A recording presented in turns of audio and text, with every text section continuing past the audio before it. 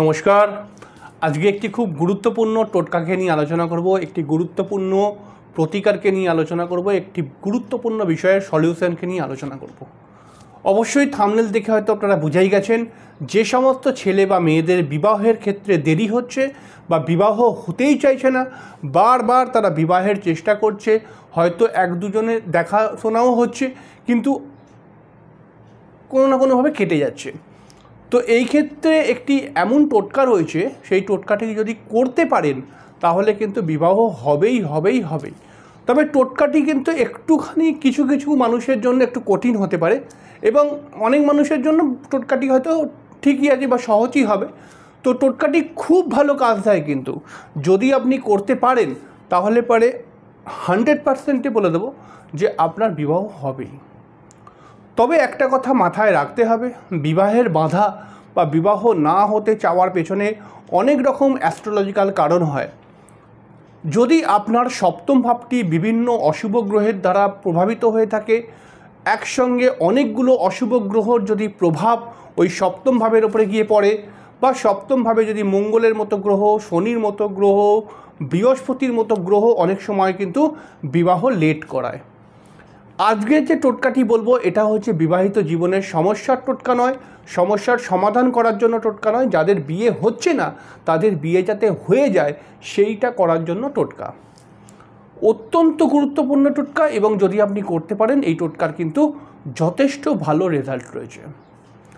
তবে এই টোটকাটি করতে গেলে পারে একটি মাত্র বিষয় খুব প্রয়োজন, সেটা হচ্ছে যে আপনাকে একটু আধ্যাত্মিক মেন্টালিটি যদি আপনি হন তাহলে টোটকাটি খুব ইজিলি করতে পারবেন।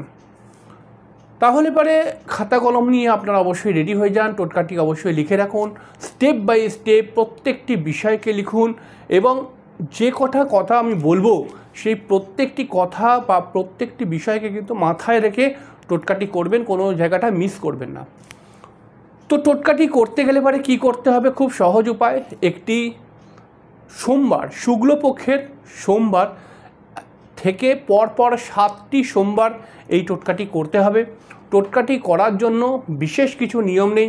যখন আপনি শুক্লপক্ষের প্রথম সোমবার, মানে যবে থেকে আপনি টোটকাটি করব বলে মনে করেছেন সেই প্রথম সোমবারে আপনি কোনো আকন্দ গাছের তলায় চলে যাবেন।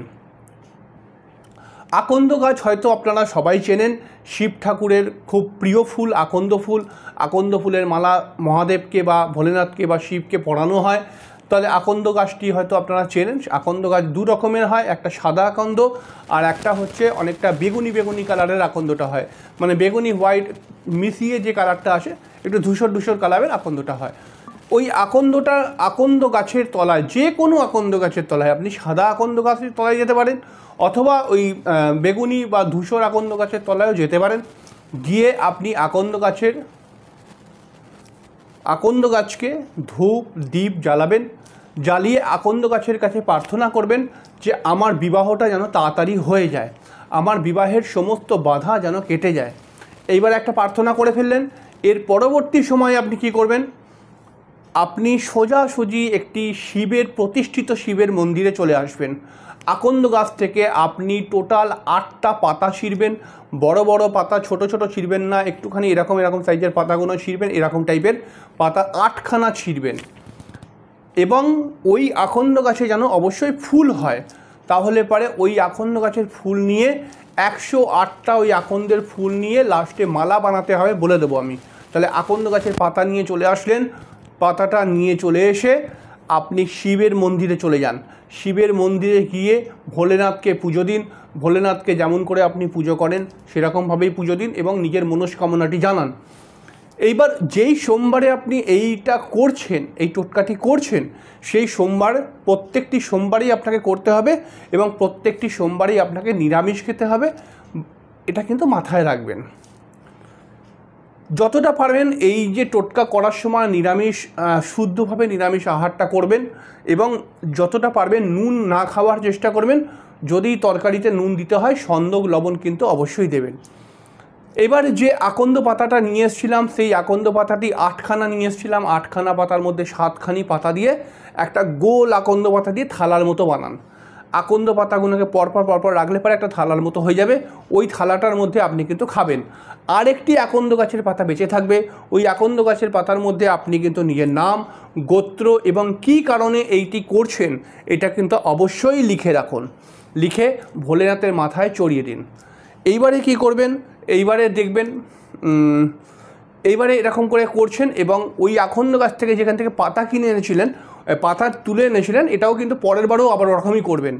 এবার লাস্টের যখন সোমবারটা আপনি আসবে তখন সেই সোমবারটায় ওই আকন্দ গাছের ফুল দিয়ে নিজের হাতে গেঁথে শিবকে 108টা আকন্দ ফুলের মালা চড়াবেন এবং আকন্দ ফুলের মালা চড়াবেন এবং শিবকে চড়িয়ে দিলেন আকন্দ ফুলের মালা। এবং আপনি তো প্রতি সোমবারই সিদ্ধ আহার করছেনই, এবং তার সঙ্গে সঙ্গে একটা কথা খেয়াল রাখবেন যে এই টোটকাটি যদি এরকমভাবে করা হয়, অর্থাৎ এইটুখানি শিবকে একটি আকন্দের মালা পরিয়ে দেবেন এবং ওই একটা আকন্দ গাছের পাতার মধ্যে নিজের নাম গোত্র লিখে নিজে যে প্রথম দিন থেকে সংকল্প করছেন, এটা প্রতি সোমবারই সেই সংকল্পটা করে শিবের মাথায় চড়িয়ে দেবেন। এরপরে হচ্ছে যে শিবকে যেমন জল দেয় এবং সেই জল গঙ্গার জল এবং মধু দিয়ে শিবকে অর্পণ করবেন, যদি পারেন তাহলে একটু দইও দেবেন, দিয়ে অর্পণ করবেন। ওই পাতাটা বেলপাতার মতো শিবের মাথায় থাকবে। এইটুখানি টোটকা করে নেওয়ার পর আপনি শুধুমাত্র 3টে মাস ওয়েট করবেন। 3টে মাসের মধ্যে কোথা থেকে হবে, কেমন করে হবে আমি জানি না, কিন্তু আপনার বিবাহের কোনো না কোনো যোগাযোগ আসবেই আসবে। এই টোটকাটি করে বহু মানুষ উপকৃত হয়েছে। এই টোটকাটি করলে পারে কিন্তু আপনার ভয়ঙ্কর বিবাহের বাধাও কেটে যেতে আমি দেখেছি। অবশ্যই টোটকার মধ্যে অনেক সায়েন্সও আছে। টোটকাগুলো কিন্তু বেশ কিছু টোটকা আমি যেগুলো বলি সেগুলো খুব পৌরাণিক টোটকা, এবং এই টোটকাগুলোর অবশ্যই গুরুত্ব তো আছে। তবে টোটকা করার সময় আপনাকে একটুখানি মনোসংযোগ দিয়ে করতে হবে। আমি যে কথাগুলো বললাম সেগুলো যদি আপনার বুঝতে কোথাও অসুবিধা হয় তাহলে বারবার কিন্তু আপনি এই ভিডিওটিকে দেখে অবশ্যই এই টোটকাটির বিশদ বিবরণ যেগুলো বলেছি সেগুলো কিন্তু লিখে রাখুন বা মনে রাখুন, সেরকমভাবেই কিন্তু করবেন। যদি আপনি সঠিকভাবে করতে পারেন তাহলে পারে কিন্তু অবশ্যই আপনার বিবাহের বাধা কেটে গিয়ে আপনার কিন্তু সুন্দর একটি বিবাহ হবেই হবে। তবে একটা কথা বর্তমান সামাজিক অবস্থা অনুসারে মাথায় রাখতে হবে, বর্তমান যুগেতে অনেক মেয়েকে আমি বা অনেক মহিলাদেরকে আমি দেখেছি তাদের বিয়ে করার আশা অবশ্যই রয়েছে, তবে তাদের 46, 48, 50 বয়স হয়ে গেছে এবং তারা আমার চেম্বারে অনেক সময় এসে বলে যে দাদা আমার 50 বয়স হয়ে গেছে, আমি বিয়ে করার জন্য একটা পাত্র পাচ্ছি না। এই ব্যাপারগুলোকে একটুখানি কিন্তু সমস্যার, মানে 50 বছরের একজন মহিলার একটা পাত্র খোঁজা বা পাওয়াটা খুব একটু দুষ্কর বিষয়। তো এটা একটুখানি মাথায় রাখতে হবে যে 50 বছরের মহিলা যদি এইটা করে বিবাহের জন্য, তো তার পাত্র কিন্তু খুব তাড়াতাড়ি পাওয়া যাবে না। কিন্তু ধরুন 32 বছরের কোনো মেয়ে বা ছেলে বিবাহের বাধাতে আটকে আছে, বিবাহ হচ্ছে না, সে যদি এই টোটকাটি করে তার কিন্তু বিবাহের যোগ খুব তাড়াতাড়ি ক্রিয়েট হবে। তাহলে এইটুখানি টোটকা আমি আপনাকে বললাম, একই ছোট্ট একটি টোটকা, এটা যদি আপনি করতে পারেন আপনার কিন্তু অনেক অনেক অনেক উপকার হবে। যাই হোক, পরের দিন আবার একটি নতুন অনুষ্ঠান নিয়ে, আবার একটি নতুন বিষয় নিয়ে, নতুন প্রতিকারের কথা নিয়ে চলে আসবো। আজকে এখানেই শেষ করছি, পরের দিন আবার দেখা হবে। ততক্ষণের জন্য নমস্কার।